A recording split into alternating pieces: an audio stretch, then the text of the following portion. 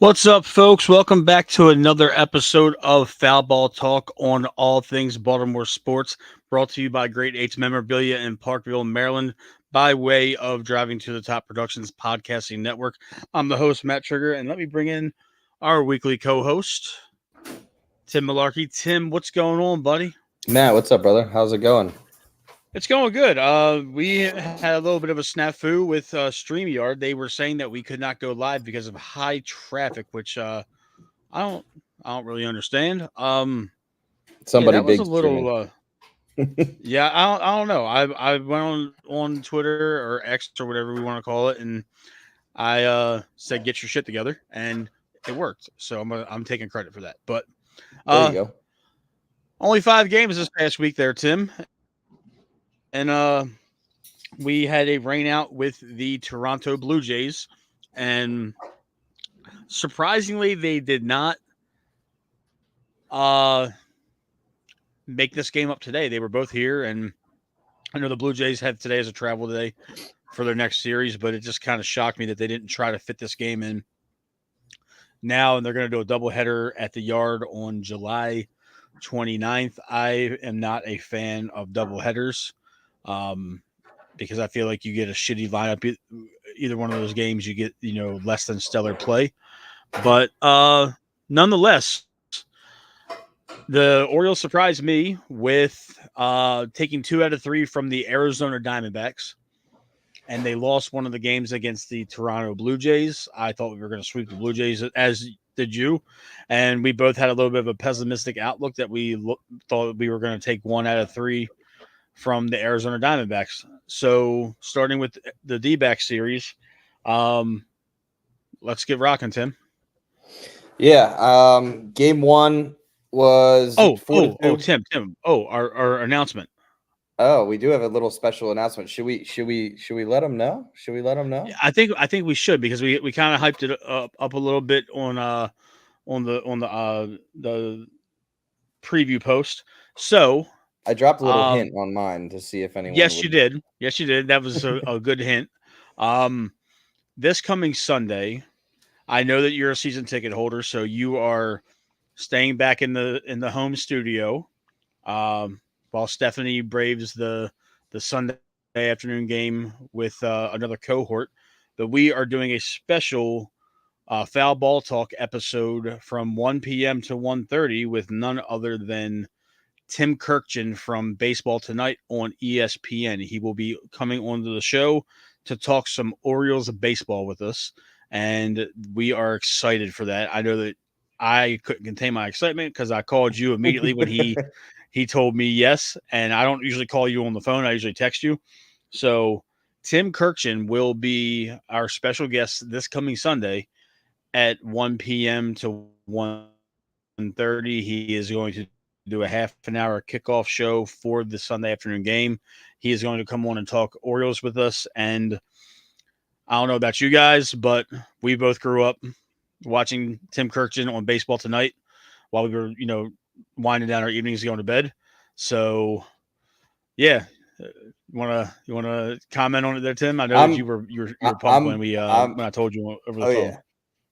No, I'm super ecstatic. I mean, it's not every day you get to get an ESPN analyst, nonetheless one of the greatest that we grew up watching of our time, like the biggest baseball guru from the late nights sitting at home watching Sports Center, dreaming of being able to talk with people like this. So it's going to be really cool to have the opportunity to not only talk with him, but I'm gonna get him a little bit with Ryan O'Hare, see what he thinks of the Baltimore accent, because that's part of when you think of Tim, you think of him and SVP Scott Van Pelt going back and forth with the Baltimore accent. So I am definitely excited to talk O's with Tim, and it's an even better situation that we get to talk O's with him while the Orioles are good.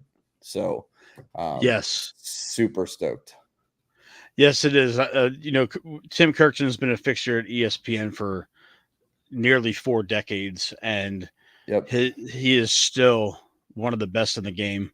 And he provides an unbiased approach to baseball itself, and he loves the game. He's wrote 3 books about the game. He's been on the New York Best Time Seller list. So Not to having mention laugh is iconic. Yes, it is. Yes, it is. He's just an iconic figure. He's from Bethesda, Maryland. Not necessarily Baltimore, but he is a Maryland guy.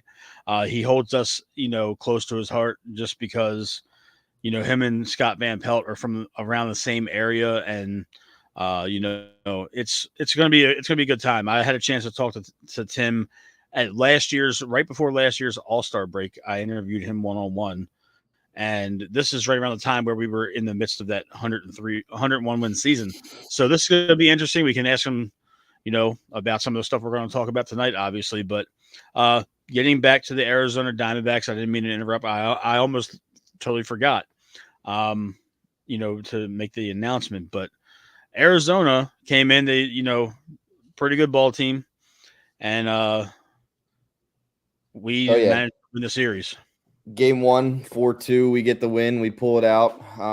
Irvin was on the mound. Another gem from Irvin. He didn't continue on his scoreless inning streak, but nonetheless,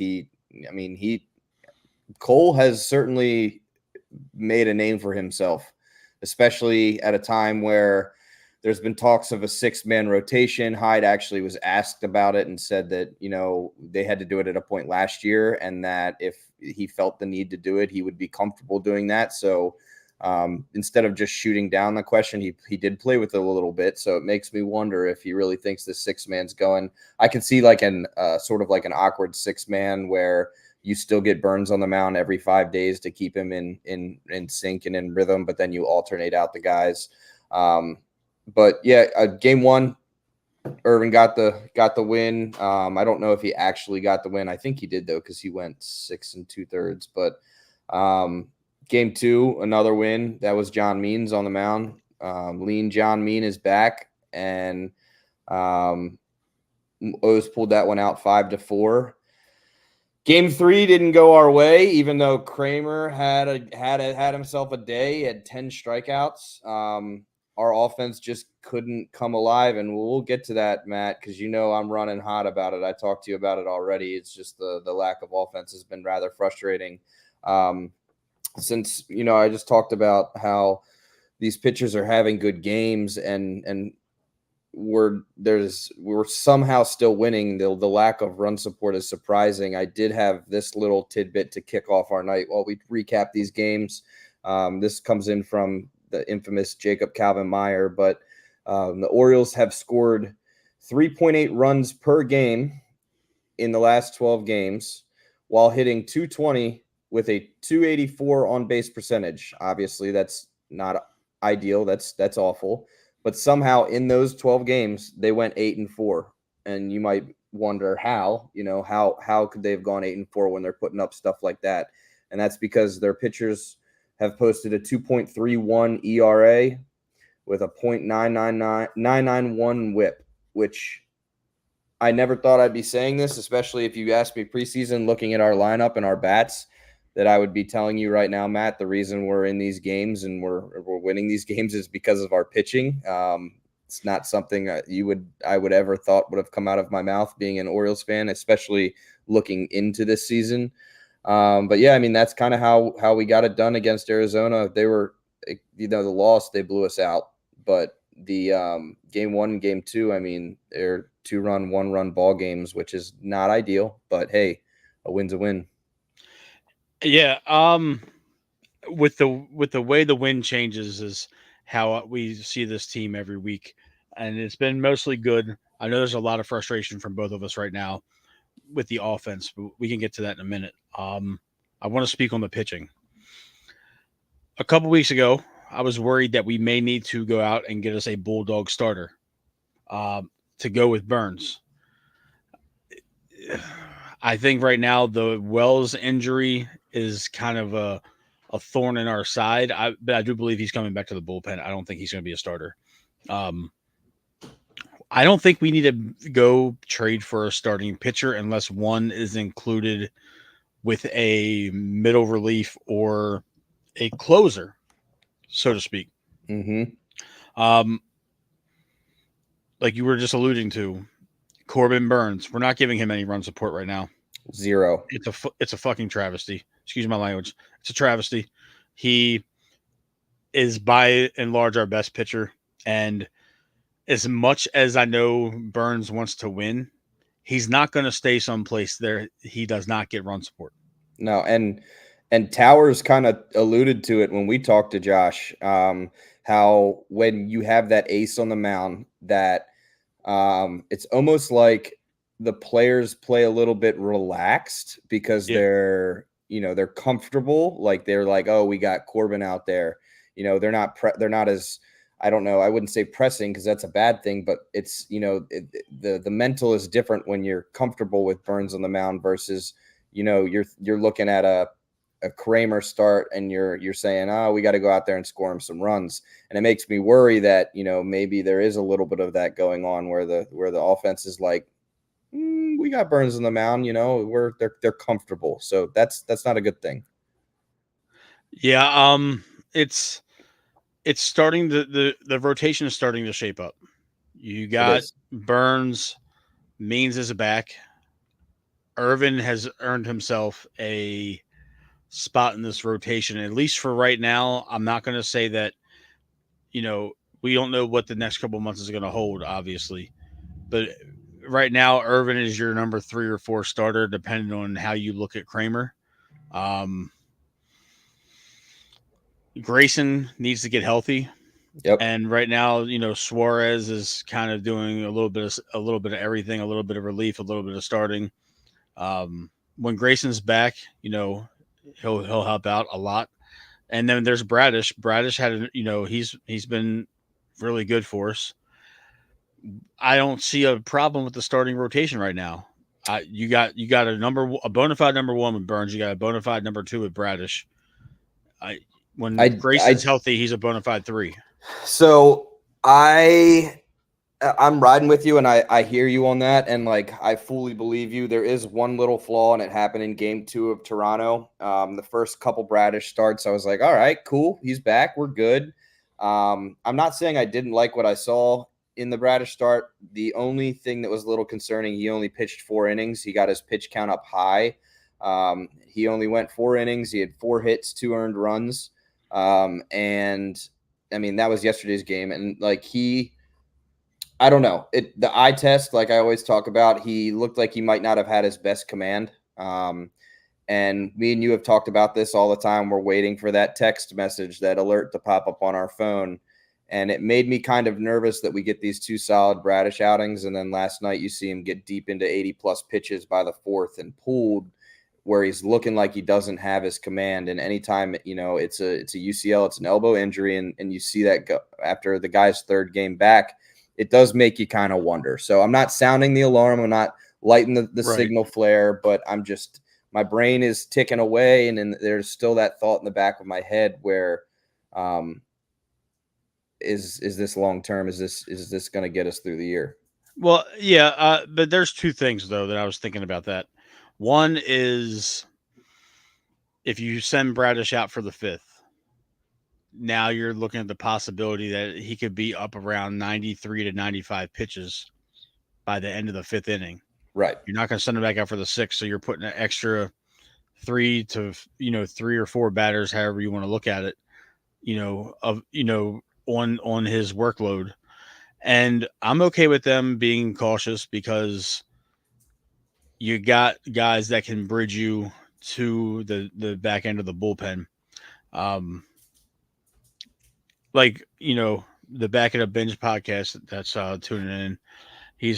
They're saying that, G Rod's going to come back and then Kramer gets bumped. Now, in that situation, if that's the case, again, where Bradish doesn't go deep, having Kramer follow Bradish for a couple innings is not a bad thing. Getting us to the 7th inning, or Kramer could even go 5, 6, 7, and then you got, Colomb, Perez, Cano, all those type of guys that you could throw out there for the 8th and 9th. And I didn't say Kimbrel because it looks like Kimbrel is a lot more comfortable in a 7th inning role, which we are now paying $11 million to a 7th inning guy, which is kind of ridiculous if you really say it out loud. And another thing to add in about him being a seventh inning guy, and I think this might get overlooked, is that he's also pitching to the bottom of the lineup in that run. When he comes out in the seventh, like the last couple times, it's been the bottom of the order. So not only is he not game on the line mode, he's not pitching to the top of the order, which makes you kind of wonder. I mean, I hope that this is doing what they want it to do for him, where he gets back into his comfort zone. It'll just be a decision, when we're probably screaming at the game or at the TV, like, uh-oh, here we go, when it's a high leverage situation and he's coming back out for the ninth. One name we didn't bring up yet, and I actually had some stuff hot off the press. I didn't give you a heads up on this because I wanted to drop it on the air with you, but Hyde was actually asked this morning about Wells, and I don't know if you saw that release yet, but it's not as promising as we think, which just adds I heard it on the radio. I didn't see the release itself. Yeah, it just kind of adds into us and thinking that we need to go chase another arm, whether it be a starter or a big time bullpen help. But like when he was asked about Wells, he said that Wells hasn't reached the point where the Orioles can begin mapping out a program. His elbow was bothering him, and we are still in the mode of waiting for symptoms to dissipate. He actually said, in fact, we're seeking additional opinions. That means he's heading to Alabama. Yeah. So he's going to see Dr. Andrews. That's just, that type of situation. That Dr. Andrews seems to be the sports surgeon, extraordinaire of the world. So they haven't even begun just so everyone's clear and knows like where Wells is sitting. They haven't even begun a rehab stint for him. He is doing nothing right now. So, and that's alarming. What we might have been worrying about with Bradish, we might be getting for Wells. Correct. And that's sad because Wells over the last couple of years, he's been up and down. He's either been very good or very bad. And he was here for some shitty Orioles teams. He was. And now to see it playing out where we're still sitting around a 667 win percentage, winning 2/3 of our games. And now, we have a yearly contender. Wells should be, bearing the fruits of his labor pitching on those 100 lost teams, at least one of them, I believe. So it does make me sad because Wells would be a great middle relief guy, and he'd be we were talking last week, he'd be a fantastic closer. He would. Just in our opinion, at least. But before we move on to the offensive production, I wanted to bring up something that I texted you earlier today. Bleacher Report. They came out with their list of trades that the Orioles could possibly seek for relief help in the bullpen. And one name that keeps on coming up is Mason Smith, the closer for the Oakland Athletics. Mason Miller. I'm sorry, Mason Miller. Mason Miller. My apologies. Mason Miller. The amount of contractual years of control that the A's have over Miller is going to cost a king's ransom for not just us, but anybody. And the Bleacher Report threw out the names Enrique Bradfield Jr. and Kobe Mayo. And I immediately had to chuckle because that's a no-go for me. I'm not even talking about Enrique Bradfield Jr. yet. If we're going to trade Mayo, I want to at least have us see it through that he gets some major league at-bats and major league reps before we decide to do anything that drastic, because I am of the belief that Mayo has a higher ceiling offensively than Ryan Mountcastle, although he might not be as good defensively. So that's where I am with that. I wanted to hear your thoughts on what I sent you earlier. You're on mute. Oh, hello. My co-host, the dog, was growling at somebody, but you're not going to like it. I hear you on wanting to see Enrique. I think he might be the next Cedric Mullins. We haven't seen enough of him for me to make my decision. And no, I meant for Mayo. I'm not for Bradfield. Mayo, yeah. Okay, so I love Mayo. Dude hits absolute nukes. I just think that if we're going to make a move to try and go get the World Series this year, to bring in an arm of such caliber like Miller, it's going to cost us. And at what point do you stop hoarding all of this prospect capital and move it to acquire someone to go get a World Series? And I have thought about it a lot, and I honestly think that I would probably do it. The only reserve that I have on not doing it is that Miller hasn't pitched nearly as many games as you like to see to know that like this is what he is long-term wise and what you're going to get out of him. I mean, he's rook, he's fresh, he's brand new, like isn't pitched enough baseball yet, but the guy's throwing 103 miles an hour average, and Right. I'm in, as we've said before, Matt, I'm in win now mode. I'm in go get the World Series now. So am I. And I just think that there's a lot of names in the farm system that I want to hold and never see walk, but that's why they're there, because we need to use them in order to go get those arms to win that World Series. And at the same time, who are you bumping off of this team right now to make a spot where Mayo actually impacts the team? Yeah, I hear you. And here's my caution to that trade scenario itself. Do you trade Kobe Mayo to the Oakland Athletics for this Miller guy? We haven't seen a whole lot of him because they play on the West Coast. But do you trade Kobe Mayo and he ends up being a better Christian Walker? Yeah.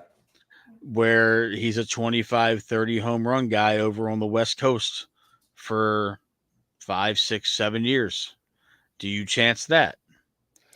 And do you chance trading away Enrique Bradfield Jr., who could be the next Cedric Mullins for another team? Or is Enrique Bradfield Jr., you trade him away and all of a sudden he's another Mike Yastrzemski that we traded away?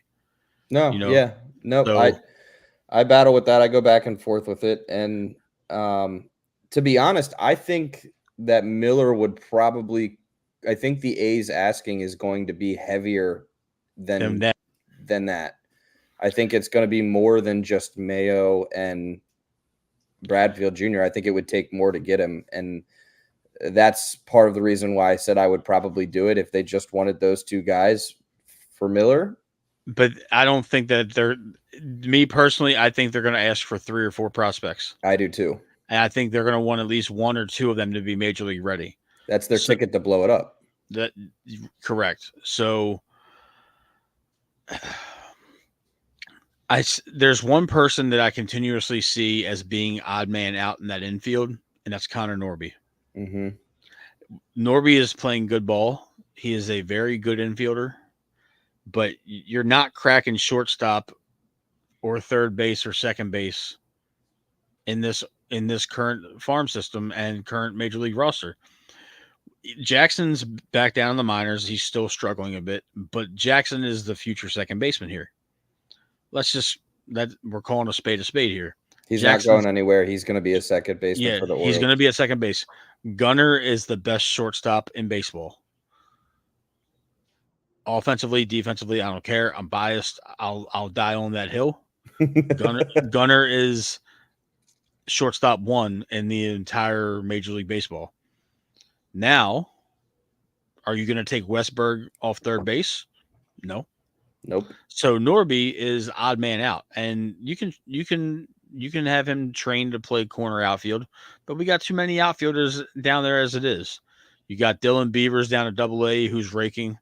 You got Enrique Bradfield Jr. who's knocking on the door at AA, and then you still got Kjerstad, Stowers, McKenna, all these guys. Even though I hate McKenna, you hate McKenna, he's still in the system as an outfielder.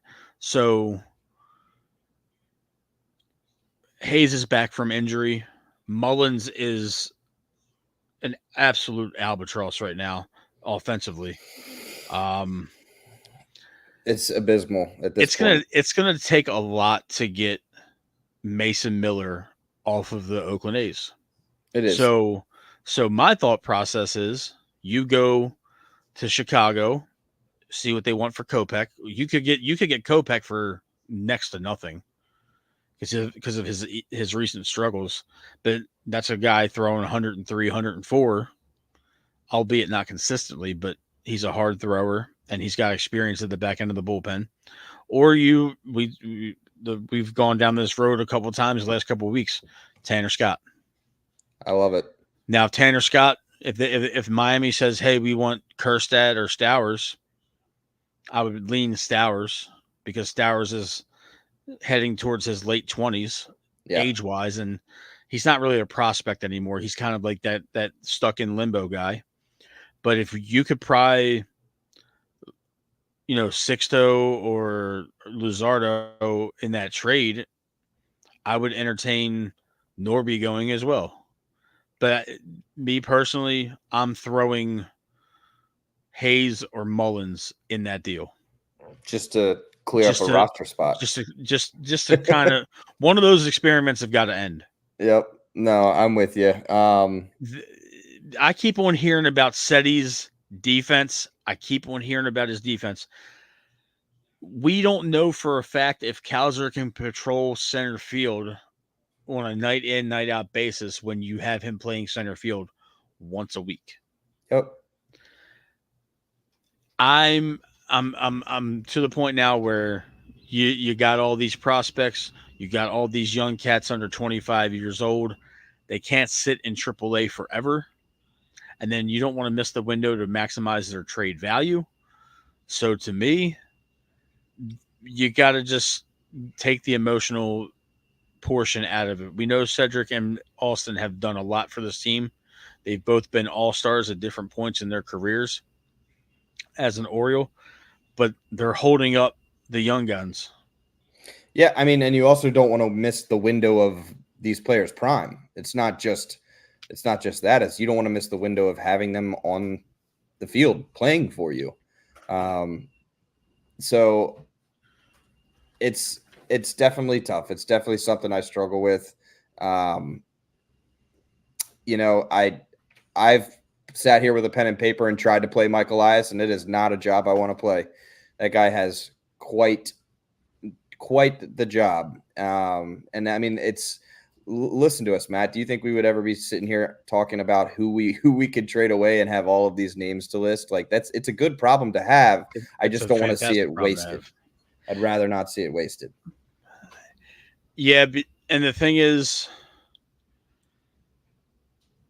it's almost like we're biting our own nose off of, to spite our face, to keep Mullins in the lineup.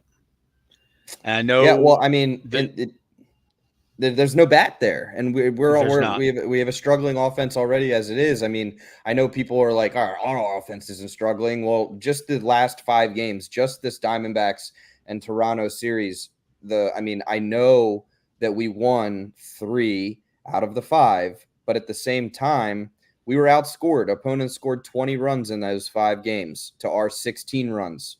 Our team as a whole went 38 for 168. That's a 226 average.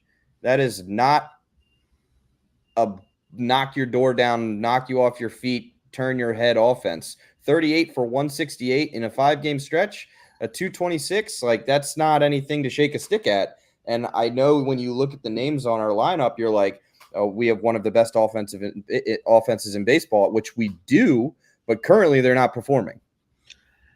And we are living and dying by the home run right now. That's all. We're not playing any small ball. It's all home run. We have been doing this off and on for years, and that is how a lot of our run production, even if you go back into the 2010s during the Chris Davis era, and having Nelson Cruz here, and we were living and dying by the long ball, and that's a dangerous game. I had a weird feeling, Matt, and I wanted to get your opinion on it. I don't know if you watched the replay, if you were watching live, but the 8th inning of yesterday's game, Hyde has had some questionable management stuff, where people are talking about it, and even I've kind of been like, what are we doing here? But there's a runner on first and third, and Hyde was calling bunt, and it's one out, first and third, and McCann. Now I understand he's just trying to drive in the run, but all you need is a pop fly to center field. And Hyde, after the game, said that he had called off the bunt and that James just, stuck with it and went for it because he was really trying to drive in that run, which turned out to be bad because Santander had just injured himself sliding into second base and was hobbled and came into home slow as heck. But there was a weird feeling in that eighth inning where I was like, this isn't that Orioles powerful offense. Like, we're one out, runners on first and third, and we're bunting right now. All it takes is a pop fly and you score the run.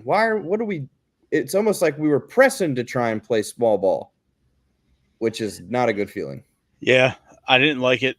Hyde's coming under a lot of fire right now. I mean, the pinch hit for you put Urias out there to, game on the line. You put Urias out there after you warm up Stowers, after Stowers stands in the on deck circle, and then you claim matchup, with the lefty, and Stowers has actually been hitting well off of lefties. He actually has a better average right now off of lefties than Urias does. This is my problem with a lot of this, is that sometimes you make the game too analytical, and I feel like the analytical side sometimes clouds the gut feeling of these managers, and the same can be said for all pro sports right now because it's an analytical professional sports world these days. Too cute.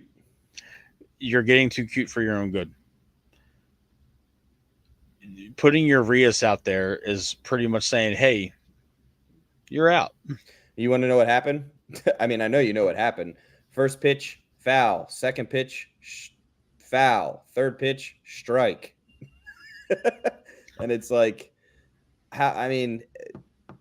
insanity is the definition, and I don't have to say the rest. You viewers know what I'm saying when it comes to Urias. We don't even have to go into the Urias fold, but it was just disheartening because I'm sitting there and I'm like, oh, Stowers is on the on deck circle. He's going to get to pinch hit in a big moment. And I actually leaned over and I said to Steph, I said, what happened when Stowers came up to bat in a big situation his first time he was on the Orioles, right? That ball left the park. So it was rather deflating to see that changeroo in the eighth, especially after that weird bunt had just went on. And then you have the review for the slide at home plate that doesn't go our way. And it seems like all review calls don't go our way. I don't understand the point of, reviewing a call if none of them are going to ever change, but right. I digress. That's for a different day. But I mean, I don't know. The last 5 games, Matt, were definitely questionable offensive wise. I don't know if we need to get a spark, if something needs to happen. There's, our pitchers can only hold up for so long without having the run support. I can give you 3 lines and you can guess between the 3 who they are. One player went 3 for 18. One player went 6 for 21, and one player went 8 for 19. And these are all I'll give you the positions: catcher, shortstop, and third base, and you can figure out who was who. Right. And Westberg, 8 for 19 with 3 walks. Him and Adley are the only ones over 300 right now. Yeah, and it's about time that Westberg's hitting in the top of the order. I know I was so for him hitting in that bottom part of the order just to kind of keep a bat there, but he deserves it. Now, this type of play is unsustainable for long term. So, looking at the schedule, we start our Seattle series tomorrow night. Then you're on the road in St. Louis and Chicago. Yep. You're back home for Boston and Tampa. So there's that. And then you're on a road. You're on the road, Toronto, Tampa Bay, home for Atlanta, home for Philadelphia, away in New York and Houston, back home for Cleveland and Texas. All in that stretch of games right there that I just mentioned. We have 3 off days before July 1st. Yep. The rest of the way, barring any weather events, we have 3 off days before July 1st. Yep. And there's a stretch that I was, we were looking at it the other day, and Stephanie just posted it in our comments. There's a 43-day stretch with 1 off day. Right. And to emphasize this stretch even more, we have 4 days off before the All-Star break. Yep. And in that stretch, you're seeing the New York Yankees, the Chicago Cubs, all the teams on the West Coast in the AL West. You're seeing the entire AL West pretty much. You're seeing the entirety of the AL East, and you're getting Atlanta and Houston. Yeah, and to be honest, I mean, we would probably talk about this, but I think that the gauntlet, so to speak, starts this weekend. I mean, we have the Mariners coming to town. They're number 1 in the AL West. They're 24-20. They're one and a half games in front of the Rangers right now, and they have some really good pitching. I mean, the probable pitchers for game 1 through 3. I mean, game 1 is Bryce Miller. Game 2 is Luis Castillo. Game 3 is George Kirby. So it's like I have the feeling Castillo's that having a good year. Yeah, I mean, those 3 guys. Miller has a 2.66 ERA. Castillo is a 3.31 ERA with 64 strikeouts. Kirby's 3.58. They have some really good pitching. So I just have this feeling that like today was the off day, the calm before the storm. Like I think that the gauntlet starts this weekend, and we really need to see some offense and see it come alive because it's there. I mean, it's there. I was scrolling today and I thought something funny in my head is that we could potentially have Westberg, Gunnar, Mountcastle, and Adley all on the All-Star team. That's our infield. Yeah, our entire infield could realistically make the All-Star team. They could. And nobody from our outfield will sniff the All-Star team. Nope. And it's sad because you got these young kids that can play the outfield that are capable of being really good hitters, and you're sacrificing bats for defense. This is reminiscent of Harbaugh getting too cute with the 6 runs. with the 6 runs in the AFC Championship game, which that still pisses me off to no end. Like I had PTSD talking, shameless plug. I interviewed Tony Jefferson on Monday night, and that just brought back a whole flood of memories, But this is not the time to get cute. You got less than a handful of days off before the All-Star break. And right now, you don't know who your closer is. You don't know who your everyday left fielder is. You don't know who your everyday center fielder is. And you don't know who your everyday second baseman is. That's a lot of problems to have. Even with us being in first place in the AL East, that is a lot of problems. And this is not the stretch you want to figure out those problems. This should have been figured out a couple of weeks ago. No, and that's we've been banging on the table. Yep. And that's what I was trying to allude to is that, like, I think that this Toronto series ended yesterday, and that was the end of figure it out mode. It is starting this weekend with the Mariners coming to town. It's go time. Now, there's a little bit of a fall off with the Cardinals. I mean, they're 18-25. They're in last place in, like, the NL Central, which is, it has the Brewers in it, and I guess the Pirates are okay, the Reds, the Cubs. But it's go time, Matt. There's no the figuring it out period is long gone. The figuring it out period is what spring training's for. Yeah. That is what spring training is for, to figure out your shit. And here we are in the middle of May. It's not the middle of April where we're 2 weeks in. Winning 1-run games with home runs. We're now 6 weeks, almost 7 weeks into this season. And you're now getting ready to enter the 7 rings of hell. And this could be a very bad 6-week stretch if they don't figure some stuff out. Yeah, I mean, if you flip those 1-run, 2-run games, or some of the 2-run games are technically 1-run games because we won with a walk-off homer. But I mean, if you flip 6 of those games, we could have a really ugly record right now and be sitting in the middle of the division as opposed to at the top very easily.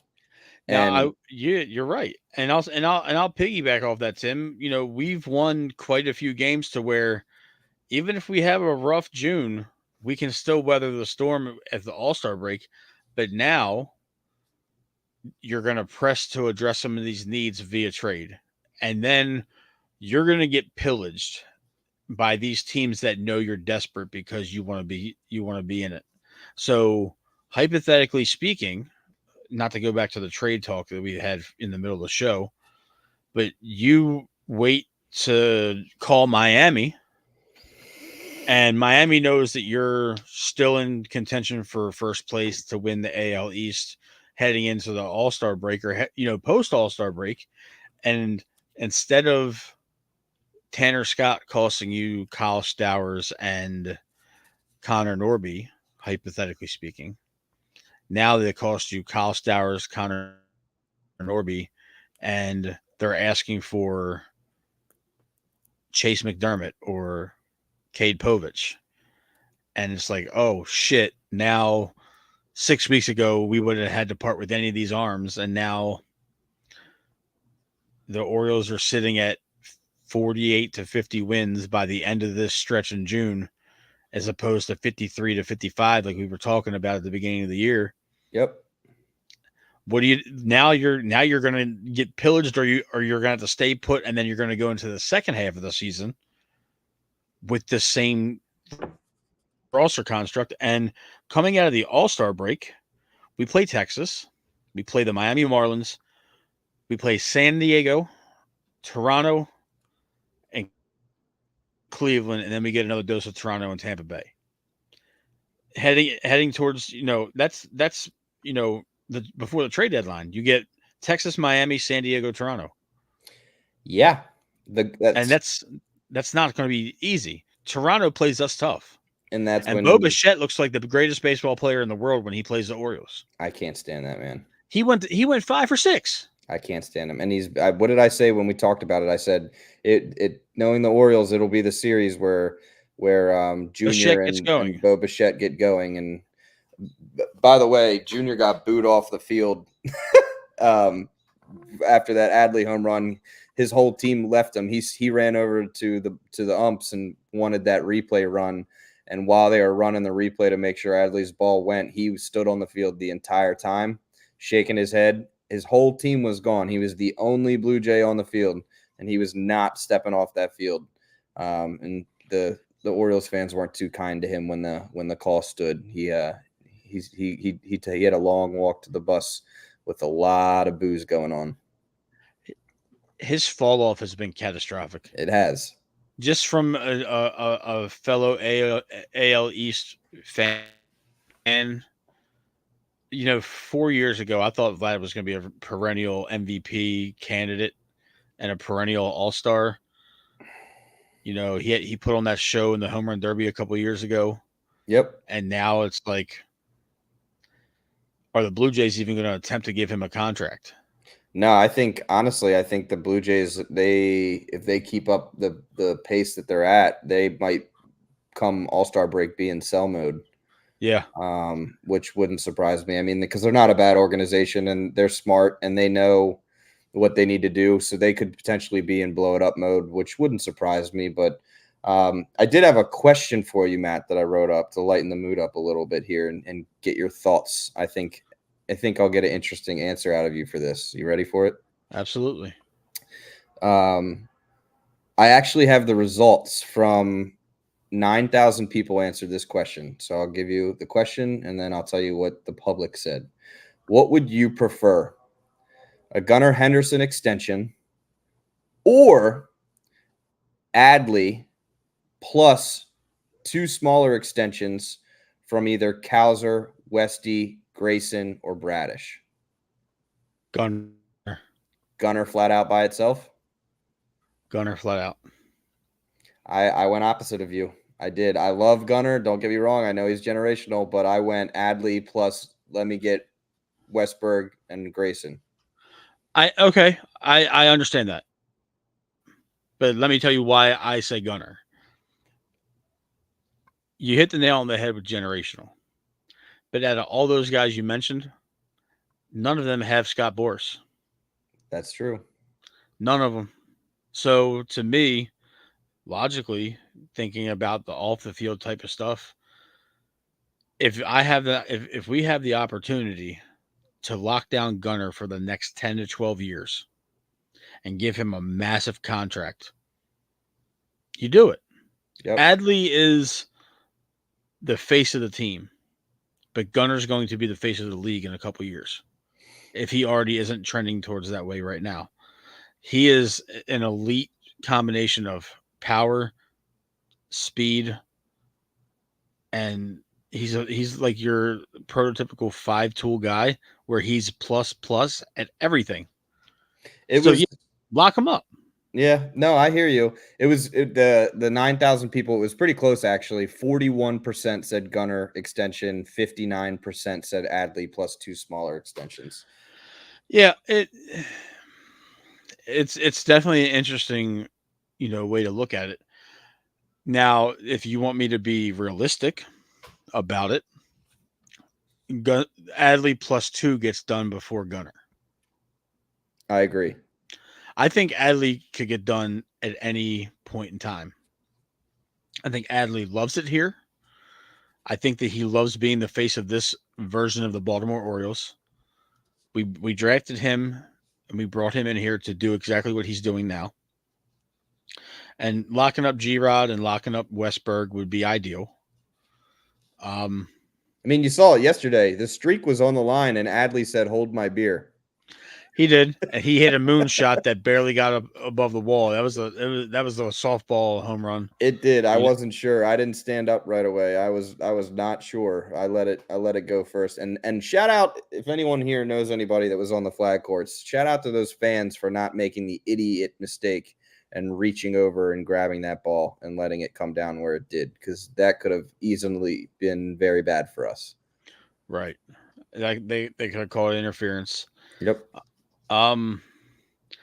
Speaking of interference, it was interesting. I worked a little bit. I had a little bit of a later start today, so I managed to catch the Big Bad Morning Show on my way to work.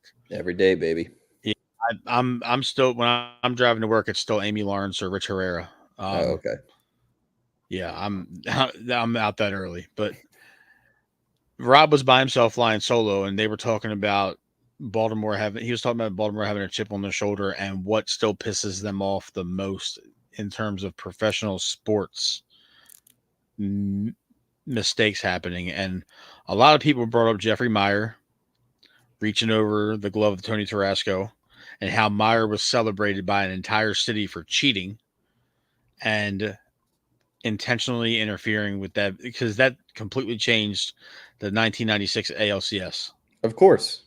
And a lot of people were talking about, a lot of people called in and texted in with the Super Bowl 47, even though we won with the lights going out. The lights going out. Yep. There's a couple people that Rob had on the air that were actually working that they actually have jobs in the electric industry about power grids and all that stuff. And they're saying how there's absolutely no way an event of that magnitude would not have sufficient backup power where it just fails like that. Where it fails for over 15, 20 minutes. So I've said it on my show plenty of times. I've said it to former Ravens that played in that game that was a total audible by the front office of the league, because that was going to be the most tuned out Super Bowl after that return touchdown by Jacoby Jones. Yep, everyone turned it off. That was going to be turned off. But now everybody tuned back in because they wanted to see what was going on with the power outage. And they subsequently came back and almost won the Super Bowl, even though they didn't. But it was talking about, us not getting an expansion team.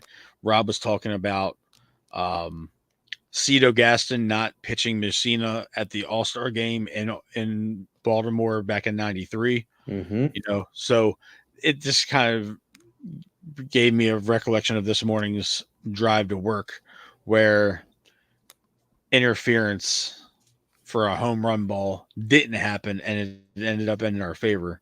Which I got was, one for you, but I love him to death. But when Buck trotted out Hibaldo, yeah, that one Buck. still burns me. I still see it. It's burned into my mind. That hanging curveball. Oh yeah, The hanging curveball is still ingrained into my mind. That is ingrained in my mind the way that Lee Evans dropping the ball in the corner of the end zone in Foxborough is still ingrained in my mind. And I will stand on this to the day that I die. I have argued with countless people about it. Lee Evans caught that football. And it was knocked out of his hands after he established control and 2 feet in the corner of the end zone. If that play happens in 2024, it's a touchdown. But I digress. I got something to pull up real quick since we're changing the mood, making it a little light here. Let's see. Yeah, we had to. We've it's been a little bit of doom and gloom and a little bit grim for a team that's sitting in first place in the AL East. Where it shouldn't be. Let's see. What do we got here? There it is. Okay. So, is it not letting me pull it up? There we go. All right. So, this is Mr. Jackson Holiday down on the farm today. I want you to know that first pitch, that cutter, strike. That second pitch, sinker, strike. Jackson is behind the count right now, 0 for 2. This low changeup, what did he do? He dropped his hands, he went down, and he got it. Home run. The reason that this is a big deal is because what we saw is Jackson changing it up, going down and getting a ball, and he didn't even get a full swing on it. He didn't have a high leg kick and step through it. He had to go down there, put an awkward swing on it, keep his hands straight, and he pumped that ball out over the fence. And if you guys go look up the video of it today, you'll notice that Mike Elias was actually sitting in the stands behind him down in Norfolk today, right when he did it, and looked up. But I think that was my favorite thing that I saw on the interwebs today, was just because he hasn't gotten back to his normal self. Now, he has completely changed his batting stance, and obviously he's down there to work on everything that he, that's on film now with him taking the major league at bats. I'm sure that he's got all of the support he needs down there telling him what he needs to do different after he got up and, played with the big boys for a while. But that was refreshing to see him to go down, get that changeup behind in an 0-2 count, which we know he struggled with going behind 0-2 when he was at our level. I don't know. It was just really good to see that power, to see him drop his hands, to see him go get that ball, because we did not see that up here. So that was super exciting. Yeah, it's exciting, and it also is glaring how Jackson and Heston, for that matter, have no problem crushing AAA pitching when they need to, and how much of a stark difference it is to the bigs.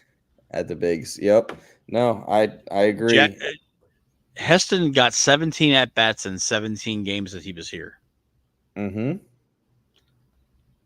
Or 17 days, however they said it earlier. Either way. 17. Yeah. 17 at-bats. He couldn't crack that lineup with Hayes hurt and Mullins batting like he's hitting off of a fucking tee again. Yep. And Jackson is starting. Jackson is using AAA this time to work out the kinks, as opposed to trying to make it to the majors. He wants to come back on this. I know he wants to be back up here before the year's over, and he might not be back up here till after the All-Star break, because Mateo is not playing bad second base right now, and he's hitting the ball.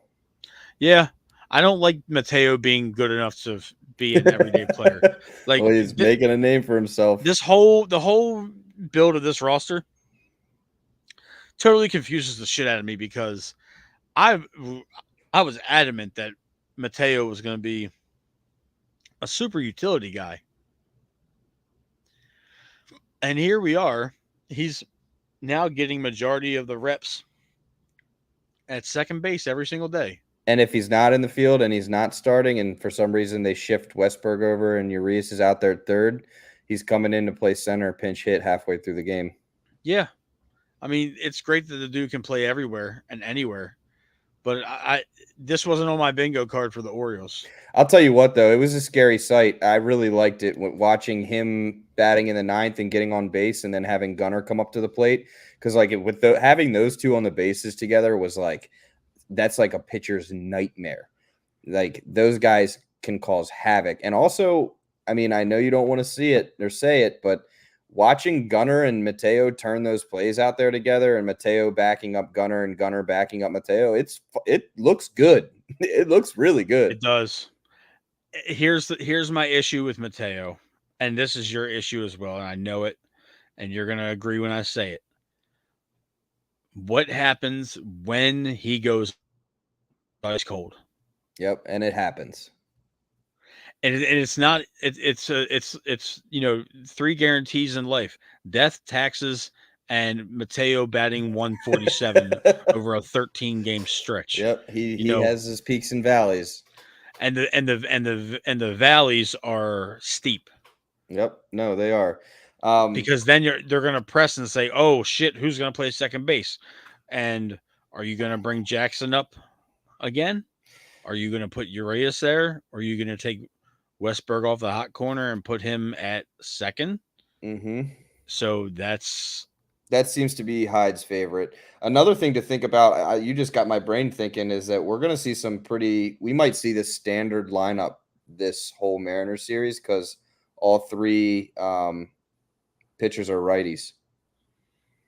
Yeah, that's true. We're facing three righties in a row, which is interesting. I got one more thing to pull up, Matt, for you. I'm going to make this a weekly thing because I like seeing you do it, but we're going to do a little Guess That Oriole. So this is batting average by zone for all of the hits compiled this year. Let's see if you can get him.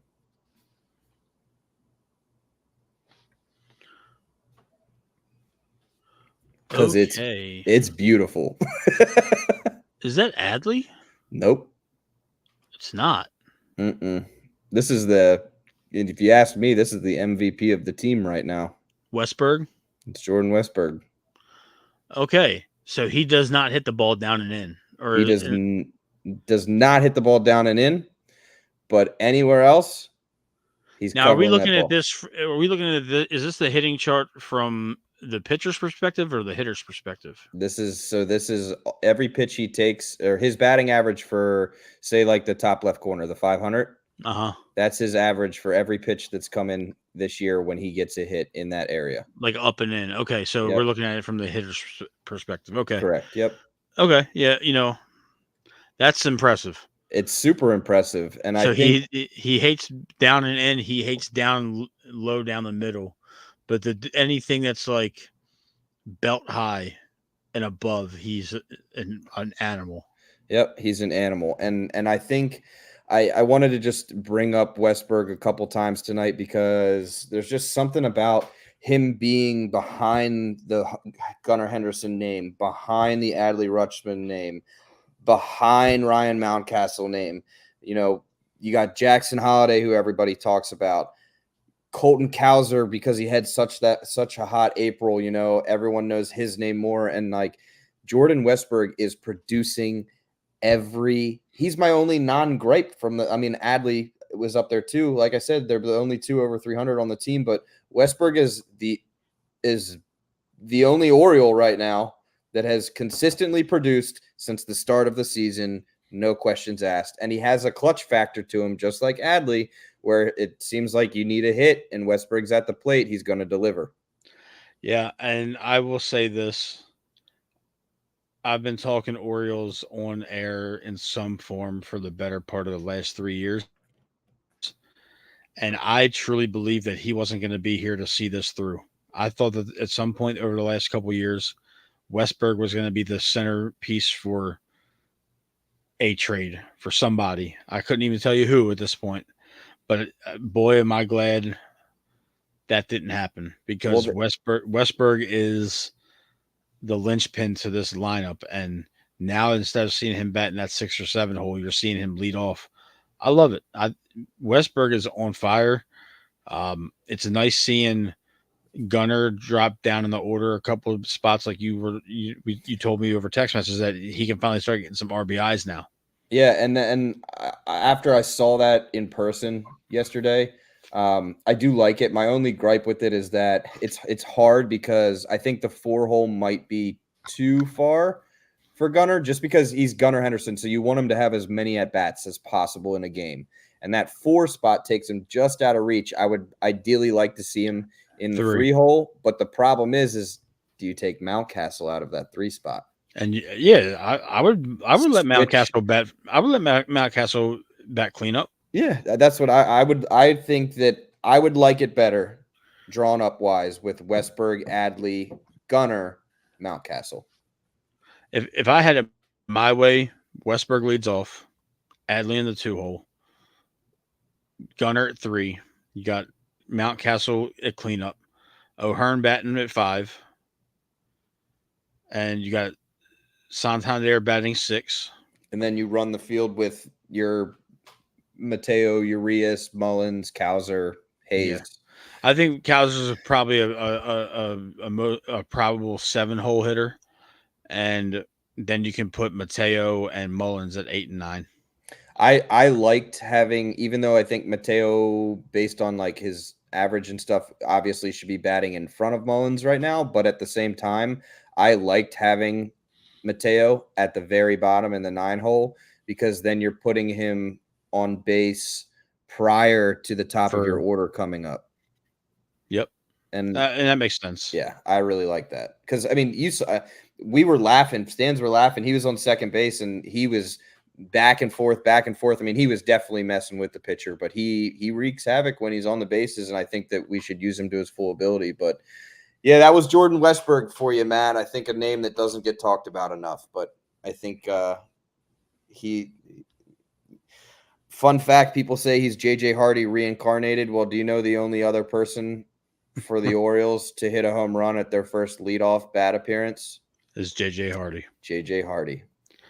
Yes. So, yeah, way to end the show with a fun fact. We kept it a little light through a little bit of Ravens talk in there, courtesy of 105.7 The Fans earlier today.